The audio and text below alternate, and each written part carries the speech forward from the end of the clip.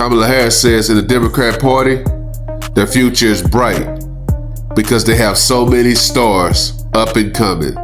Take a listen. There's so many stars. And let's not be afraid of them. You talk about Mamdani. I mean, he's exciting this group of people who otherwise don't think of themselves as being aligned or a part or even seen by the system. You just look at the range of what we have. So many. Jasmine Crockett, who I just talked to recently. I mean, we have so many stars. Jasmine Crockett and Zoran Mamdani are stars? One spews out hate all day, and the other one is a socialist that wants to give everything away for free. That's what you call a star? It's not the future of my party. We all know how socialism works out. Ask anybody that's lived under those kinds of systems all across the globe. Kamala Harris believes Crockett and Zoran Mamdani is the future of the Democrat Party. Carville thinks Kamala Harris is definitely not. Take a listen. I'll just say this for everyone. I do not feel sorry for her. You will. Because I don't feel sorry for you.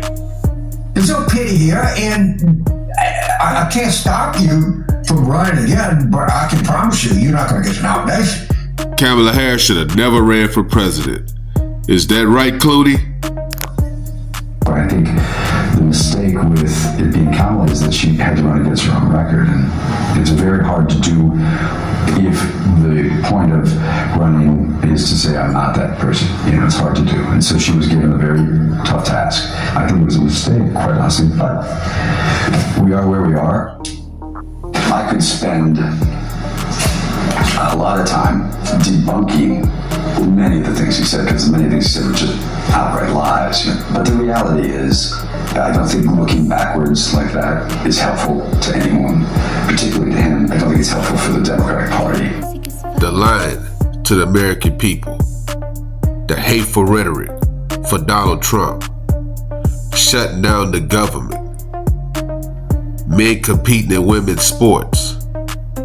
The American people are getting tired of the Democrat Party. And what the American people want to hear from the Democrat Party is stop lying and taking accountability. What do you say to Americans who feel misled by you and other top Democrats about the mental acuity of President Biden, that they wish you'd sounded the alarm sooner to give way for I'm not going to substitute myself for someone else or for popular opinion. I'm going to express my relationship to my truth with the former President of the United States. You've said, as we've discussed, you are considering a run for president, and you've said you'll make a decision about whether to run for president after the midterms. Yeah, Governor, let me ask you, why do you want to be president? I don't. I'm not suggesting I am. Nothing I dislike more than the politician that just sits there and lies to you, and we all just sit there rolling our eyes going, give me a break. You're right about that, Gavin Newsom. We are tired of the lies. We're also tired of the hate for Donald Trump, that you're willing to shut down the government and allow the people to suffer. And what's sad is you're turning on your own party representatives like John Fetterman, that is willing to stand up and tell the truth about what's really going on in the Democrat Party. Take a listen to this. Pennsylvania's Democrat Senator John Fetterman is here. Senator, socialism might be taking over the Democratic Party. If it does, will you become a Republican? Socialism might be taking over in New York City, tomorrow, but that's certainly not the future of my party. And remind people that New York City's politics are not a national model. And watch the kinds of campaigns that would encourage him to campaign with him. It's like Pennsylvania keeps people honest. We're very purple, and I know and I love a lot of people that voted for the president. And now that's like it keeps you honest to remember that there's two sides and you have to find a way forward, and that's really the future, and that's why I'm proud to be a part of it. So you're agreeing with the Republicans on the shutdown, you're agreeing on Israel, you're agreeing on the woke BS.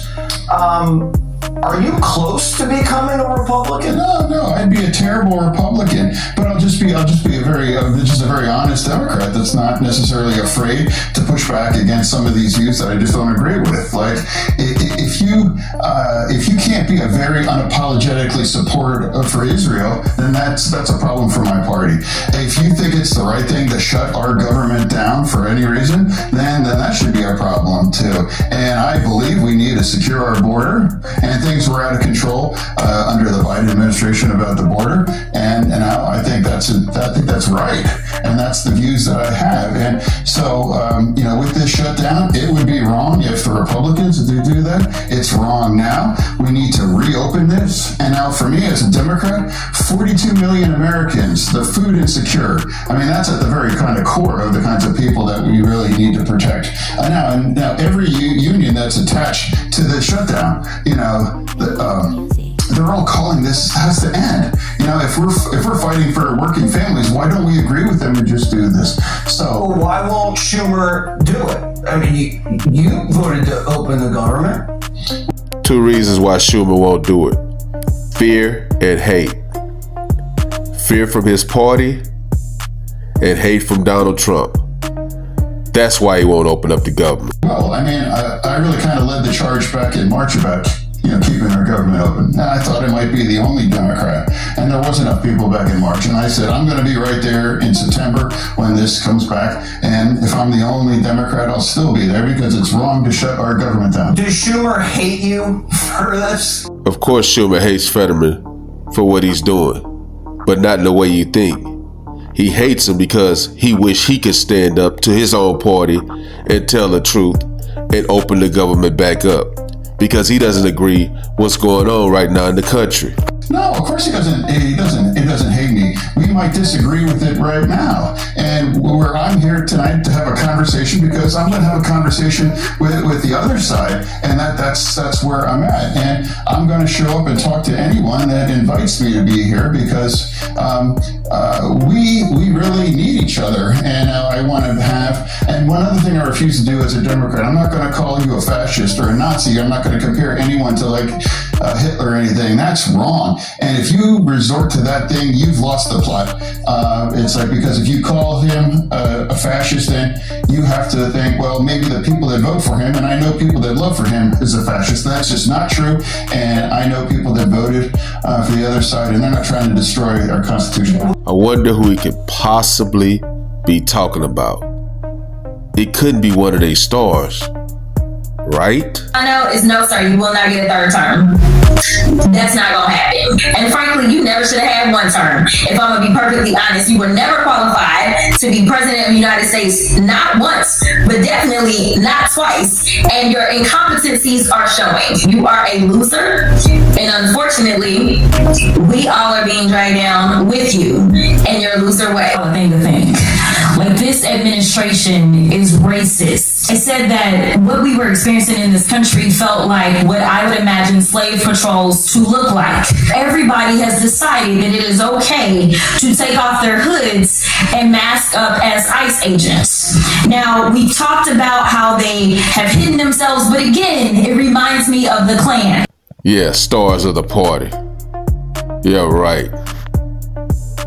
John Fetterman is tired of the hateful rhetoric and tired of the division within the Democrat Party and the country.